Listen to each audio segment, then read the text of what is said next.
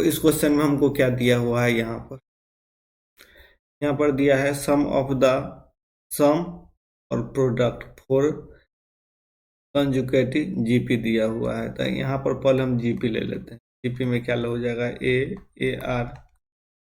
Are square A R Q. A और R क्या है, ग्रेटर देन 0। अब हमको यहाँ पर क्या दिया है, सम कितना दिया हुआ है और प्रोडक्ट कितना दिया है। तो प्रोडक्ट ले लो A into A R square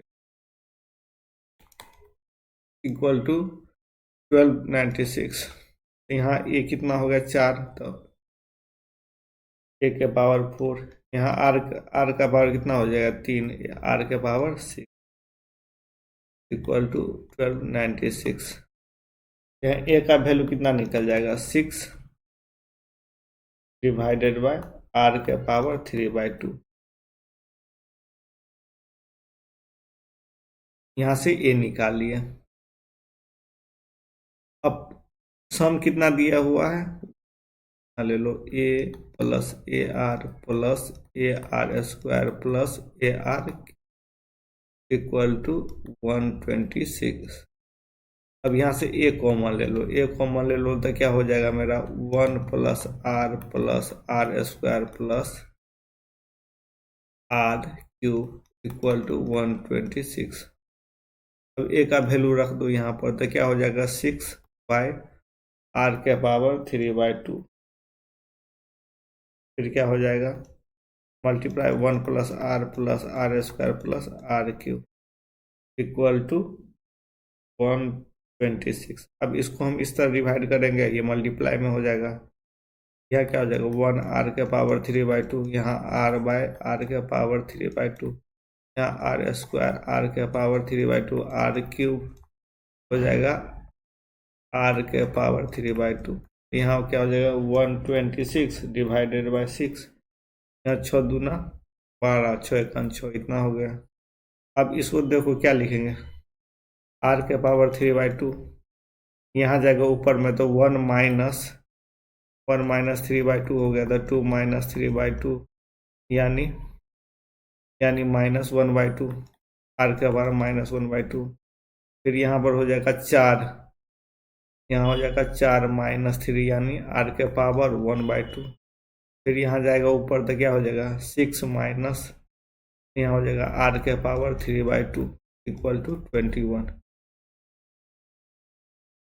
अब इसको अलग अलग करके लिख लो, ये लिख लो आर के पावर -1/2 प्लस आर के पावर 1/2, और इसको एक जगह लिख लो आर के पावर 3/2 माइनस आर के पावर 3/2 इक्वल टू 21। इतना हो गया। अब इसको क्या मान लो, ए मान लो, आर के पावर 1/2 आर के पावर 1/2 को हम ए मान लिया। तब मेरा ये क्या हो जाएगा आर के पावर 3/2 और आर के power -3/2 plus 3a equal to a cube हो जाएगा।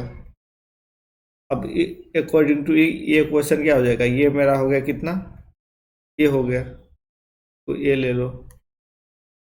अब इतना इक्वल टू क्या दे दिया है हमको, इतना इक्वल टू हमको दे दिया है A cube minus 3a equal to 21। अब यहाँ से a का वैल्यू निकालो, A cube minus 2a equal to 21। देखो यहाँ पर क्या कंडीशन होगा, a का वैल्यू हम 3 दे देंगे तो क्या हो जाएगा हमको 27 में से 6 21 हो गया था, a का वैल्यू मेरा 3 हो गया। अब यहाँ पर क्या हो गया रूट आर प्लस के लिए है ना, इसको ये मान लो root R plus 1/√r equal to A दिया हुआ है, ए इक्वल टू 3 आया तो 3 दे दो। तो यहाँ से क्या जाएगा r प्लस 1 इक्वल टू √3 क्या हो गया 3r √3 ये हो गया। अब स्क्वायर कर दो, स्क्वायर कर देंगे तो क्या हो जाएगा मेरा r square plus 1 plus 2r equal to 3 तिया 9 r। अब ये जाएगा तो r square minus 7r plus 1 equal to 0। अब हमको क्वेश्चन में क्या दिया हुआ है, the sum of the common root GP कितना होगा, सम। तो ये रूट का सम क्या हो जाएगा, ये रूट का यदि हम सम ले लेंगे तो क्या हो जाएगा, r1 प्लस r2 ले लेंगे तो ये क्या हो जाता है माइनस बी। यहाँ पर क्या हो जाता है माइनस है तो यहाँ b बाय इसका कोफिशिएंट क्या है 1 है, r1 प्लस r2 का क्या हो जाएगा 7। तो यही आंसर हो गया 7। कौन सा आंसर दिया हुआ सी हो गया, सी आंसर हो गया। ये रूट ले लिए, इसका रूट क्या ले लिया r1 एंड r2 मान लिए, लेट मान लिए।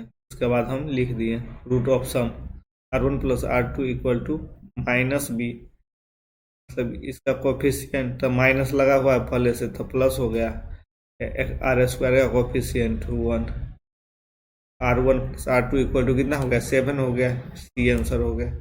Thank you.